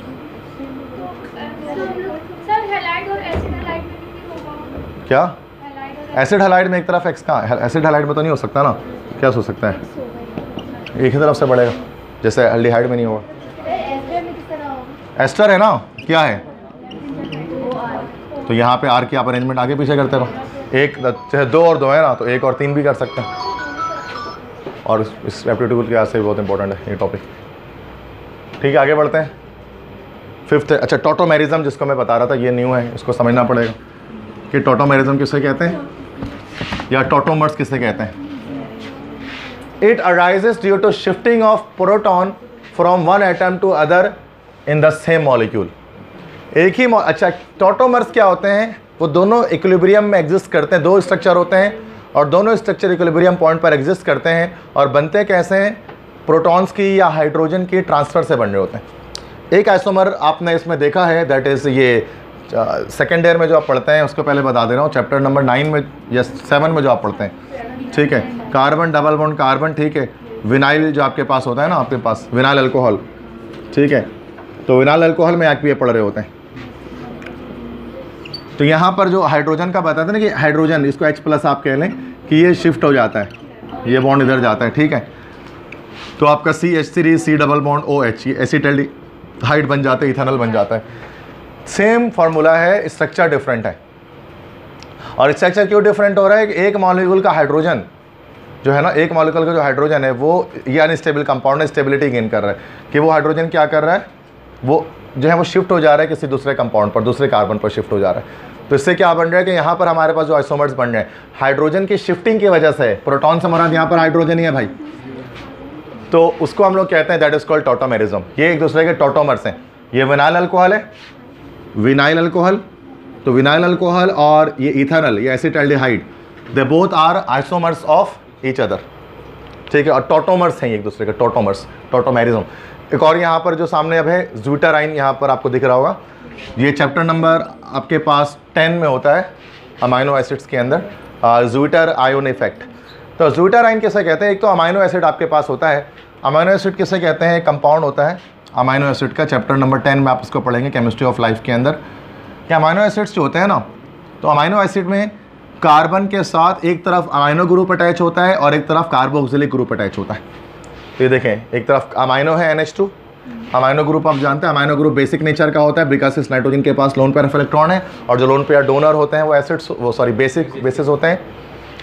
और ये आपका COOH ग्रुप यहाँ पर अटैच है, यहाँ पर ये H+ लॉस हो सकता है। तो आपको पता है कि कार्बोक्सिलिक ग्रुप है और कार्बोक्सिलिक ग्रुप आपका एसिड होता है, दैट्स वाई इसको अमाइनो एसिड कहते हैं। अमाइनो ग्रुप भी होता है और एसिडिक ग्रुप भी इसमें अटैच्ड होता है। ये कंपाउंड आपका अमाइनो एसिड कहलाता है, ठीक है, बायोलॉजी में बड़ा पढ़ते हैं इसको अमाइनो एसिड्स वगैरह। तो एसिड्स हैं और बेसिस हैं। अब यहाँ पर एक ही मॉलिक्यूल के अंदर क्या करेगा, अमाइनो एसिड अपना H+, ये जो अपना H+ है ना, ये अपना H+ दे देगा कि उसको इस अमाइन को, ये अपना H+ इस अमाइन को देगा तो NH3 हो जाएगा, ये प्लस चार्ज जनरेट हो जाएगा, और ये COO माइनस हो जाएगा जिसने अपना H+ लॉस कर दिया होगा। तो एक ही मॉलिक्यूल क्या करेगा, एक ही मॉलिक्यूल, सेम मॉलिक्यूल अपने प्रोटॉन को, अपने H+ को दूसरे मॉलिक्यूल को दे देगा, जैसे यहाँ पर दिया इसमें। तो यहाँ पर ये हमारे पास एक आइन बन जाता है जिसको हम ज़्यूटर आइन कहते हैं।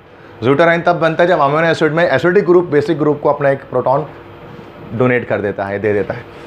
तो ज़्यूटर आइन के अंदर भी क्या देखा जाता है, टॉटोमेरिज्म, क्योंकि इसमें दोनों का सेम फार्मूला है, स्ट्रक्चर डिफरेंट है, क्यों, क्योंकि हाइड्रोजन शिफ्ट हो चुका है एक ही मॉलिक्यूल में दूसरी जगह। क्लियर? तो टॉटोमेरिज्म इस तरह से आता है, और ये होता है इस वजह से स्टेबिलिटी गेन करने के लिए, क्योंकि एसिड्स H+ देकर स्टेबल हो जाते हैं, बेसिस जो है वो H+ लेकर स्टेबल हो जाते हैं।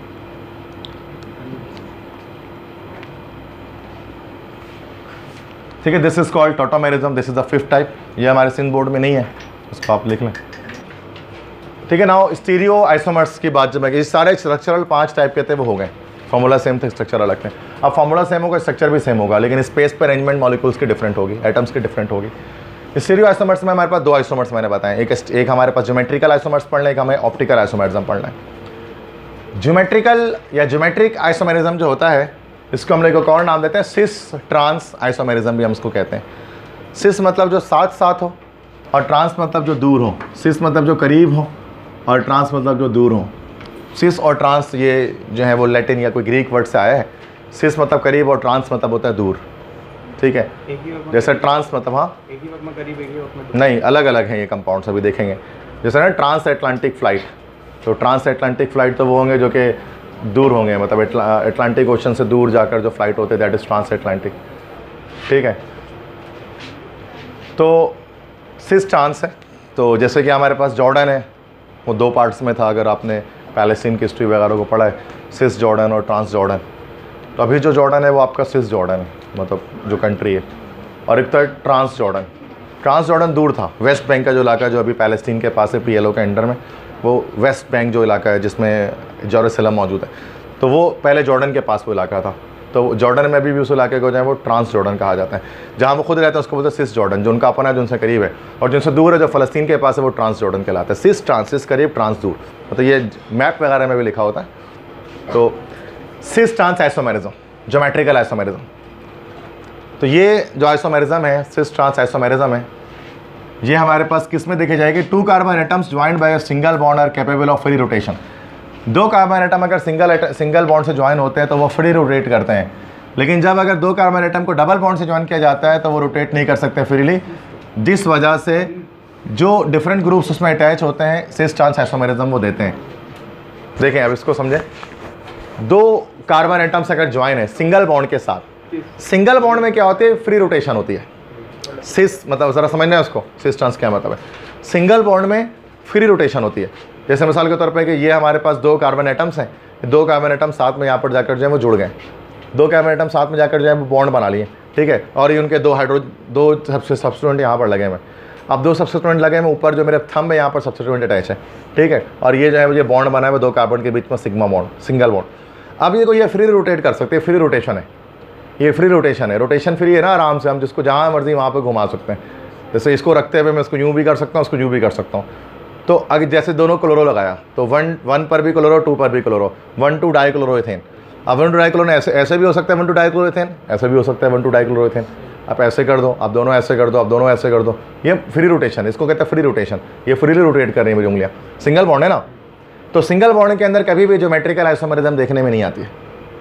सिंगल बॉन्ड के अंदर ज्योमेट्रिकल आइसोमेरिज्म नहीं होती है, क्योंकि उसमें फ्री रोटेशन होती है, आप जैसे भी घुमा दो एक ही मॉलिक्यूल बनेगा।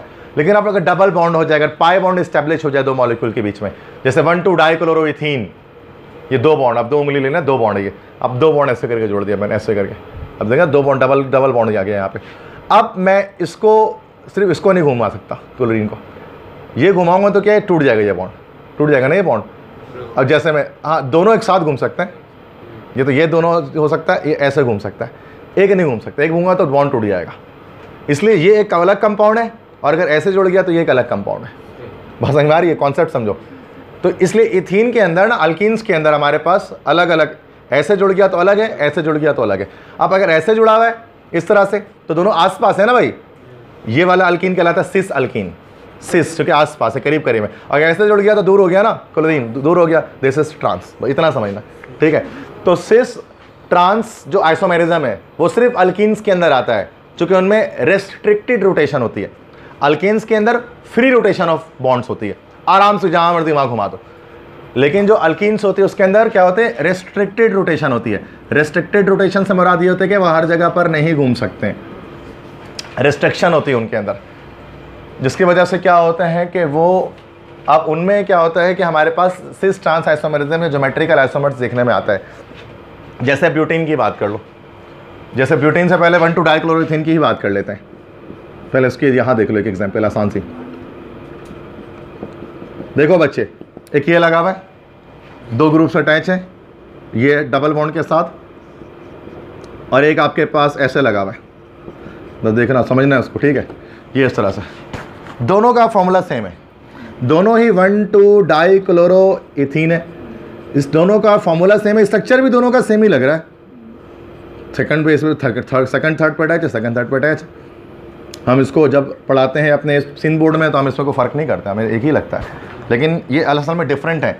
ये जब दोनों साथ में अटैच है, दिस इज कॉल्ड सिस, ये सिस 1,2-डाइक्लोरोइथीन है, ठीक है, और ये ट्रांस 1,2-डाइक्लोरोइथीन है। These two are the geometrical isomers, ठीक है। ये डबल बॉन्ड की वजह से ये आ रही है, ड्यू टू रिस्ट्रिक्टेड रोटेशन, ठीक है। उसको ज़रा समझना है। इस तरह से ब्यूटीन की बात कर रहे हैं, देखो ब्यूटीन है ना, टोटल 4 कार्बन है, 1 2 3 4 डबल बॉन्ड, 2 ब्यूटीन है, सेकंड को डबल बॉन्ड लगा हुआ है। अब यहाँ पर देखो CH3 आमने सामने, तो ये सिस 2 ब्यूटीन है, और अगर इस तरह से लगाओ, this is trans 2 butene. Trans isomer ज़्यादा स्टेबल होते हैं सिस आइसोमर से, क्योंकि इस पाई बॉन्ड की तरफ अगर अटैकिंग होनी है ना, तो यहाँ पर बल्कि मॉलिक्यूल्स एक साथ अटैच होते हैं, जो उसको क्या करते हैं, रोक देते हैं दोनों तरफ से। तो क्या होता है कि ट्रांस आइसोमर स्टेबल हो जाते हैं, लेकिन सिस में क्या होता है कि सिस में जो है ना, अटैकिंग करने के लिए हमारे पास जगह राइट से भी हो सकती है, लेफ्ट से भी हो सकती है, ठीक है, जिसकी वजह थोड़ी जगह यहाँ से खाली होती है। इस वजह से क्या होता है, मैंने क्या कह दिया, ट्रांस आइसोमर, रिवर्स कह दिया, सॉरी, ट्रांस आइसोमर्स ज़्यादा स्टेबल, ये ज़्यादा स्टेबल है, क्योंकि यहाँ पे मैं बता रहा था कि यहाँ दोनों तरफ से हमारे पास रेडिकल्स मौजूद है, ऊपर नीचे बल्कि मॉलिक्यूल्स, तो यहाँ पर पाई बॉन्ड की अटैकिंग को ही रोकते हैं। लेकिन यहाँ पर बात करते हैं, यहाँ सिर्फ एक तरफ से मौजूद है ना, तो यहाँ पर पाई बॉन्ड आराम से अटैक कर सकता है। इधर पर पाई बॉन्ड पे अटैकिंग करना ज़्यादा आसान है बनिस्बत इसके, जो कि इस पर ऊपर नीचे दोनों तरफ जो है ना रेडिकल्स मौजूद हैं। तो इस वजह से याद रखिएगा कि ट्रांस आइसोमर ज़्यादा स्टेबल होते हैं सिस आइसोमर से, ठीक है, इसको लिखना। प्रोपीन के एग्जाम्पल देखते हैं। तो प्रोपीन के जो ज्योमेट्रिकल आइसोमर्स हैं, ठीक है, तो पॉसिबल होंगे कि नहीं, तो no geometrical isomers are possible for propene. This is because one of the double bonded carbon has 2 identical group attach to it, ठीक है। अभी इसको समझा रहा हूँ कि प्रोपीन क्या होता है, दैट इज C3H6, मतलब carbon triple bond carbon carbon, इस तरह सही है ना। तो इसके बाद हाइड्रोजन लगा लो, 3 हाइड्रोजन यहाँ पर, सॉरी डबल बॉन्ड CH और ये CH यहाँ पर। तो इसी तरह CH3, उसके बाद CH है, फिर डबल बॉन्ड CH, ये चीज़ बनी हुई है, ठीक है, CH2 सॉरी, ठीक है। तो CH2 carbon double bond carbon CH3, उसके बाद जो है वो CH3। तो यही चीज़ है, ये हमारे पास प्रोपीन है, वन प्रोपीन जिसको हम कह सकते हैं। अब जब हम प्रोपीन की बात करते हैं तो यहाँ पर डबल बॉन्ड मौजूद है यकीनन प्रोपीन में। अब इसके अंदर अगर आप देखो यहाँ पर, ठीक है, तो देखो दोनों अतराफ में जो है ना वो सेम ग्रुप का होना यहाँ पर ज़रूरी है, दोनों कार्बन के साथ सिमिलर ग्रुप्स की अटैचमेंट ज़रूरी है। यहाँ पर इधर देखो CH3 है और यहाँ पर इधर पर CH3 दोनों जगह पे नहीं है।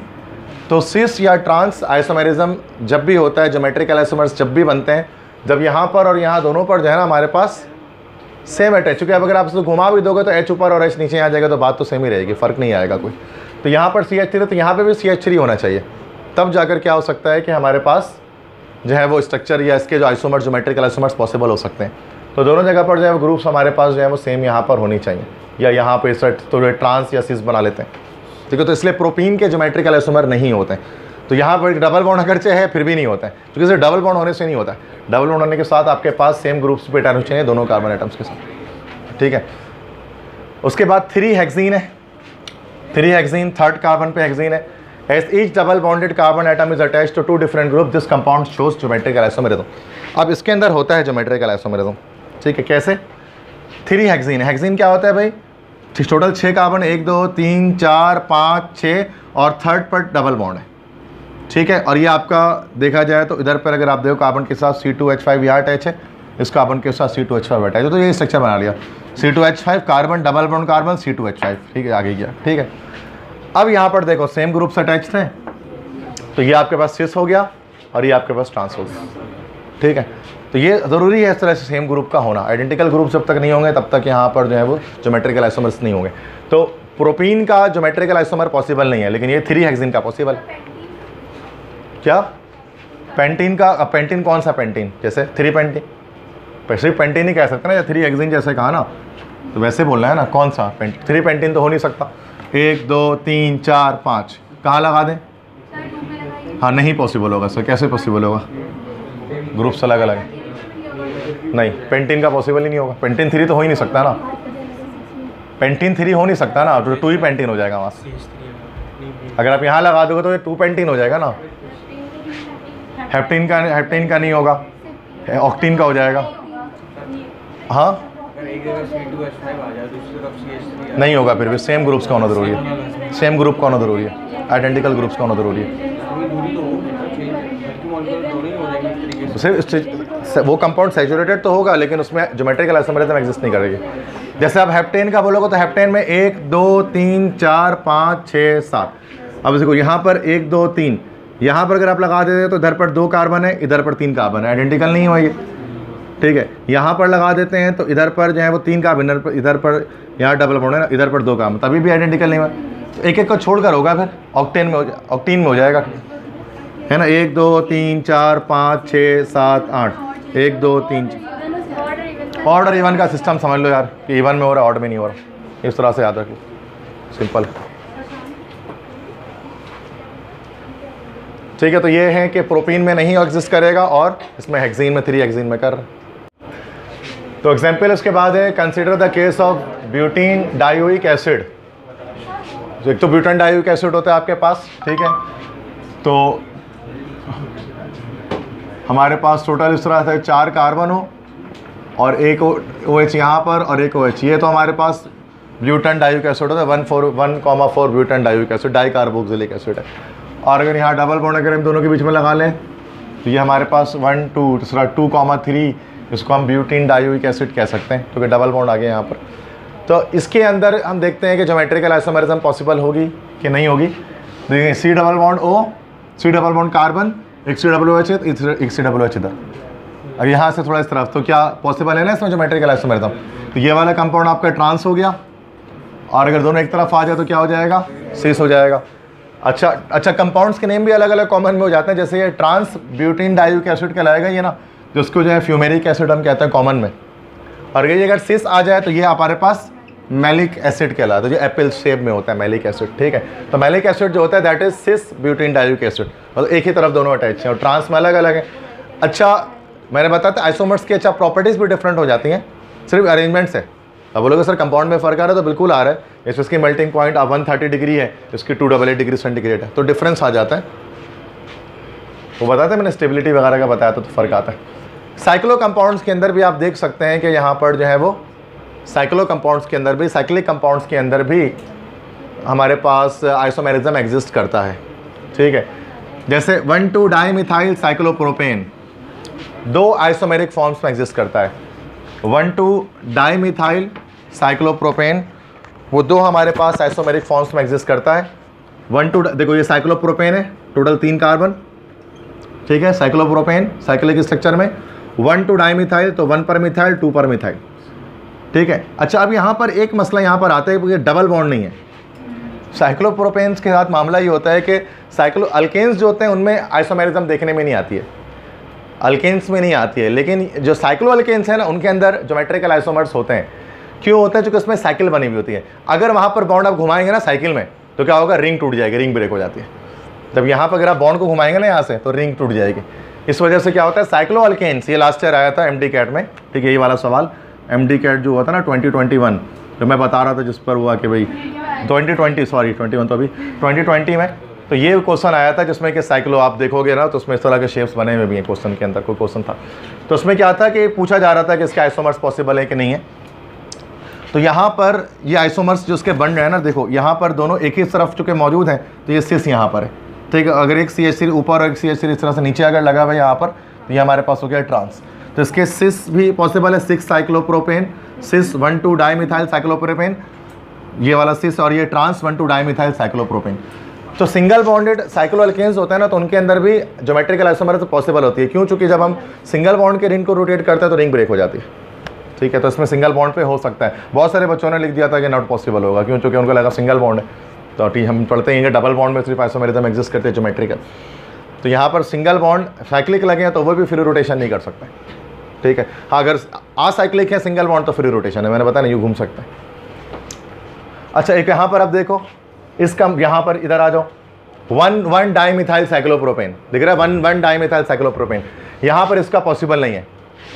क्यों पॉसिबल नहीं है? क्योंकि एक ही पोजीशन पर दोनों अटैच करें, एक यहाँ और एक यहाँ होना चाहिए था ना, यहाँ तो हाइड्रोजन है तो ऊपर नीचे तो हो नहीं सकता, इसलिए इस कंपाउंड का 1,1 डाइमिथाइल साइक्लोप्रोपेन का कोई भी ज्योमेट्रिकल आइसोमर पॉसिबल नहीं हो, चूँकि अलग अलग कंपाउंड्स में हमारे पास अलग अलग कार्बन एटम्स पर हमारे पास होने चाहिए इसमें, ठीक है।